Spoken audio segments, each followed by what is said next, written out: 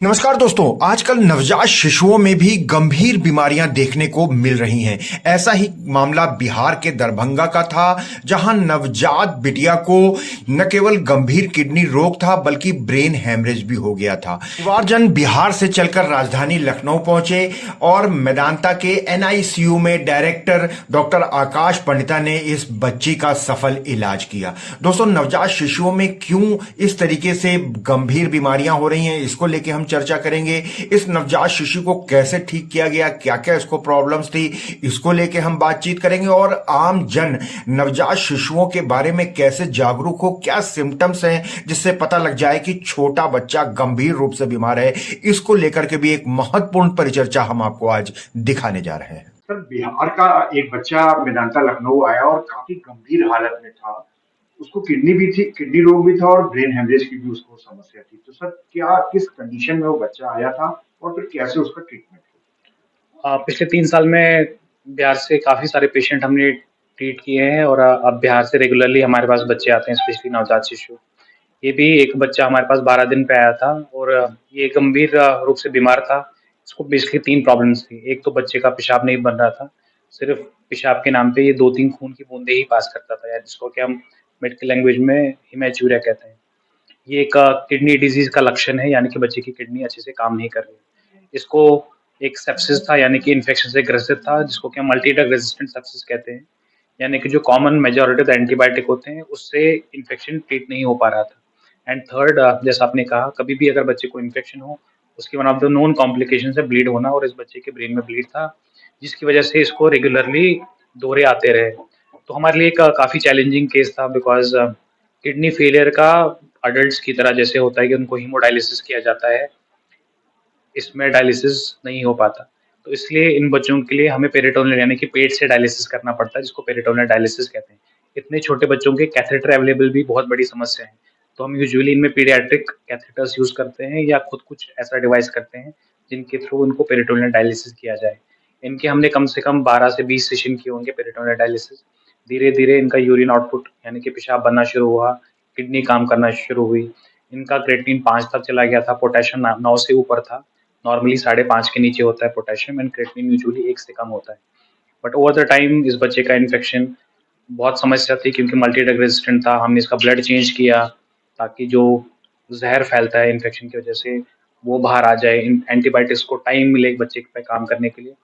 And पूरे एक team का एक जॉइंट एफर्ट रहा, सिस्टर्स का, मेरे सारे डॉक्टर्स का। एंड फाइनली ये बच्चा धीरे धीरे इन्फेक्शन से बाहर आया, वेंटिलेटर से बाहर आया। एंड खुशी होती है कि 2 ढाई महीने इस बच्चे पे काम करने के बाद वो बच्चा पूरा माँ के दूध पे आ गया। उसको कोई डायलिसिस की ज़रूरत नहीं पड़ी, इन्फेक्शन से भी ठीक हो गया, और दौरे जो उसको लगातार आ रहे थे वो भी, पहले हमें 4 दवाइयाँ देनी पड़ी, धीरे-धीरे कम करके वो 1 दवाई पे आ गया। अभी यही बच्चा 9 महीने का है, रेगुलरली आता है, फ़ॉलो-अप पे आता है। इतने छोटे बच्चों का किडनी ट्रांसप्लांट अडल्ट्स की तरह नहीं हो सकता। हम वेट कर रहे हैं कि ये बच्चा 10 किलो का हो जाए, आगे जाके इसका एक परमानेंट सॉल्यूशन हो जाएगा। बट अभी एट प्रेज़ेंट वो बिल्कुल स्टेबल है, कोई सपोर्ट पे नहीं है, और एक अच्छे नॉर्मल एक बच्चे की तरह अपना जीवन व्यतीत कर रहा है। एंड उस माता-पिता की स्माइल देख के या उनका हँसी देख के हमें बहुत खुशी मिलती है। हो? डॉक्टर साहब, इस समय यूपी पेडिकॉन 2024 का भी आयोजन हो रहा है, जिसमें नवजात शिशुओं को लेकर के इसी तरीके की लगातार वर्कशॉप और सीएमई आयोजित की जाएंगी। सर, क्या कारण है कि आजकल नवजात बच्चों में भी इतनी गंभीर बीमारियां देखने को आ रही हैं? अ, पहली बात तो ये है कि हमारा स्टेट अभी भी नवजात शिशु के मामले में बहुत पीछे है, अगर हम बाकी स्टेट्स की बात करें। जो एक न्यूनेटल मोर्टेलिटी रेट, यानी कि जो मृत्यु दर है पहले 30 दिन में, वो हमारे स्टेट में अभी भी बहुत हाई है। इसके लिए गवर्नमेंट ने रेगुलरली प्रयास कर रहे हैं। पीडियाट्रिशियन की जो एसोसिएशन है, जैसा आपने बताया, Indian academy of paediatrics, UP academy of paediatrics, वो सब निरंतर प्रयास करते हैं। नेशनल न्यूरोलॉजी फोरम है, लखनऊ न्यूरोलॉजी चैप्टर है, एंड रेगुलरली अपडेट होते हैं इन कॉन्फ्रेंसेस से, इन नॉलेज से। प्रॉब्लम ये आ रही है कि आजकल के जो, एक तो इनफर्टिलिटी काफ़ी बढ़ गई है, जिसकी वजह से आईवीएफ कराना पड़ता है लोगों को, और आईवीएफ में नॉर्मल से 3 टू 4 टाइम्स ज़्यादा malformations, congenital malformations, genetic disease होने के चांसेस है।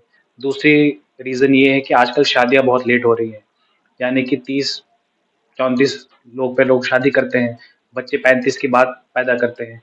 इतनी लेट एज में शादी करना और फिर 35 के बाद बच्चे पैदा करना, इन बच्चों में अगेन चाहे वो माता की एज हो या पिता की एज हो, दोनों से जेनेटिक रिस्क का जो रिस्क है वो बहुत ही ज़्यादा बढ़ता है।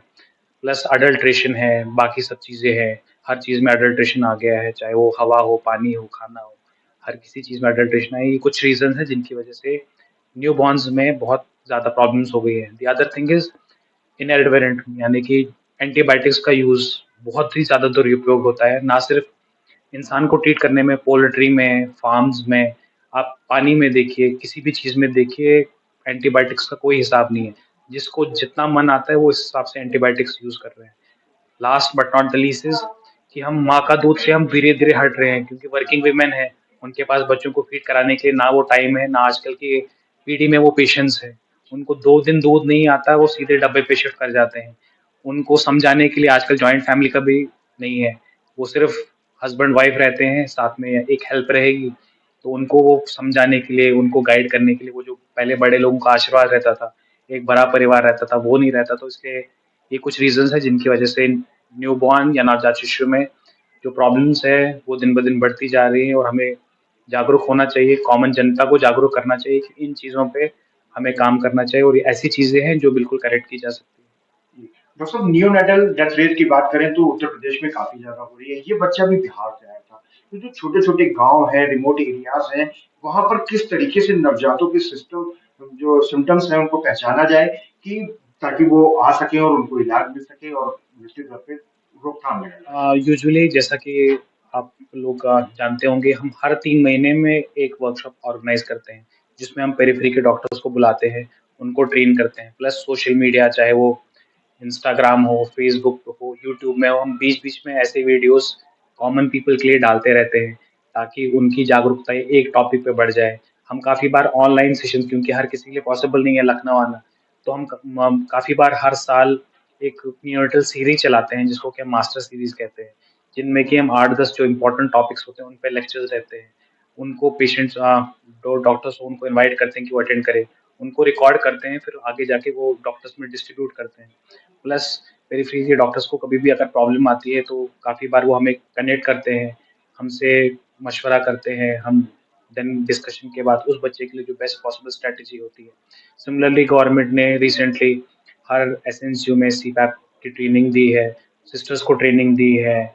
इसमें काफ़ी सारा गवर्नमेंट का भी प्रयास रह रहा है, और मुझे उम्मीद है कि गवर्नमेंट और प्राइवेट पार्टनरशिप अगर आगे हो, इसमें यूनिसेफ का भी बहुत बड़ा हाथ रहा है, वो भी काफ़ी सारे प्रोग्राम आयोजित करते हैं।